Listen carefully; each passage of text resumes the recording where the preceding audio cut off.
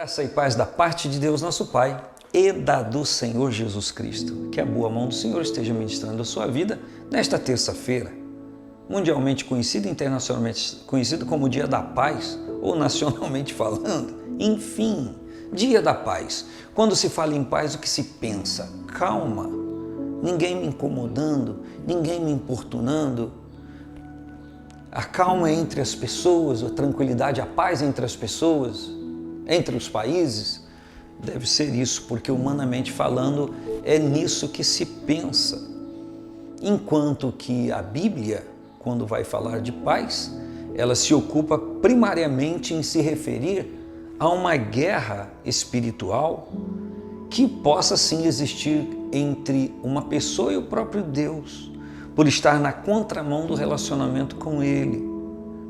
É justo pensarmos no equilíbrio de relacionamento, é justo pensarmos na paz entre as nações, internamente num país, entre os estados, entre os poderes, sim. Não só pensar, como orar, desejar e fazer o que pudermos fazer. Isso é tão sério, tão importante, que Jesus Cristo disse no Sermão no Monte: bem-aventurados os pacificadores.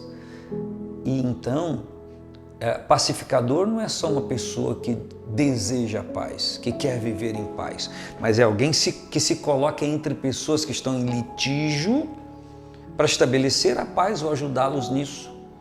E a Bíblia diz que Deus estava em Cristo reconciliando consigo o mundo, ou seja, o mundo não tinha condições, ninguém tinha condições de ter paz com Deus. Deus enviou então a Cristo para que ele pudesse ser esse mediador. Então, o que isso quer dizer? Que eu tenho que me beneficiar ou me servir dessa instrumentalidade divina, que é o nome de Cristo, para que tenha um bom relacionamento com Deus. É isso.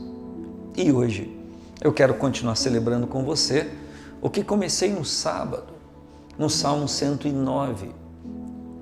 Eu vou reler o início para então falar sobre o que eu quero ver hoje. O Salmo 109 diz assim: ó Deus do meu louvor, não te cales, pois a boca do ímpio e a boca fraudulenta estão abertas contra mim. Tem falado contra mim com uma língua mentirosa. E aí no sábado eu falei com você sobre a necessidade que Davi tinha de ouvir o laudo divino e a voz divina, e que é comum a mim e deve ser comum a você igualmente.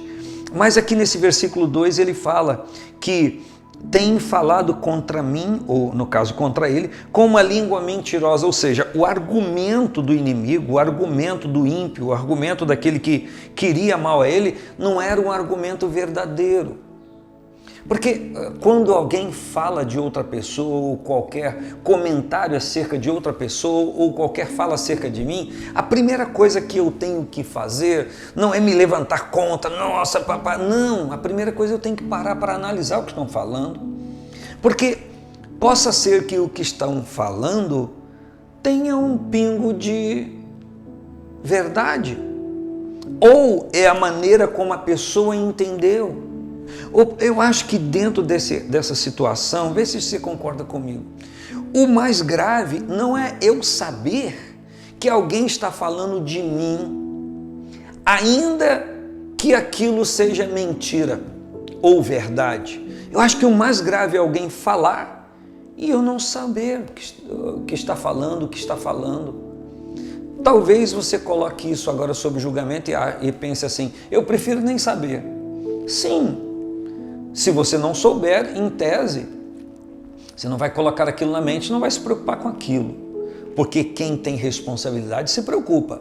Então, de repente é melhor não ouvir, não saber, mas aí você também não vai saber que outras pessoas que se relacionam com você estão sabendo daquilo, e aquilo que estão sabendo de você, que pode ser uma mentira, está servindo como um elemento para essa pessoa se aproximar de você ou não. Quantas pessoas têm um choque com outra e esse choque aconteceu por culpa da própria pessoa? E aí essa pessoa passa a caluniar a outra, e outras pessoas que ouvem isso evitam contato com aquela pessoa. É claro que na igreja não existe isso, né? Não é verdade? Isso é comum nos relacionamentos interpessoais. Isso é comum. Você sabe quando é que uma mentira acerca de uma pessoa ela atinge um clímax de problema grave?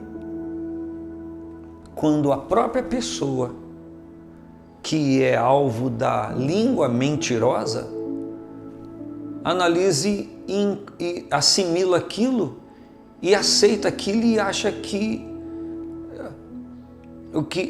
aquele argumento ela realmente está com problemas e sem aquilo estar.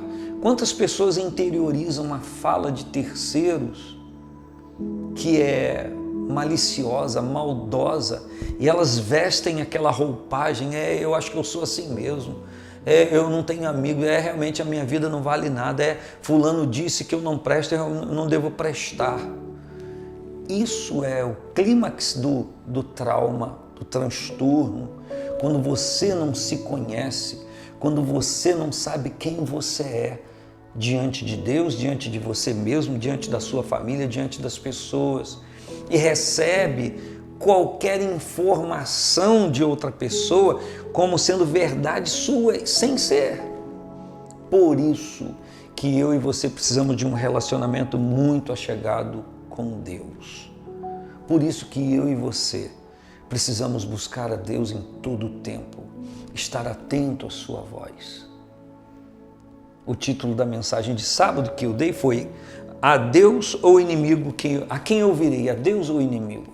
Existem pessoas abandonando o conceito divino acerca de si próprio e assimilando o conceito de outra pessoa que lhe quer mal, que lhe quer transtornar. Nada que oração, jejum, consagração, leitura bíblica não resolva. Se você praticar isso, isso vai resolver. Ler a Bíblia, falar com Deus, ouvir Deus. Ouvir Deus das mais variadas formas. Mas, por favor, não estabeleça como Deus vai falar a você. Estabeleça como você vai entender a voz de Deus, mas não estabeleça como Deus vai falar com você, porque Deus não vai se submeter a isso.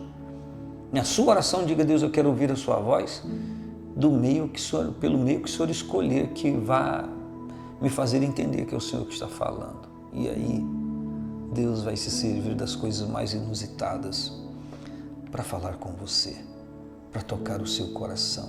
Creia, o conceito divino acerca de você é o que você deve acusar, é o que você deve assimilar, é o que você deve viver e corresponder. Ainda que a voz inimiga pode ser caluniadora, mentirosa. Um grande abraço. Paz do Senhor Jesus.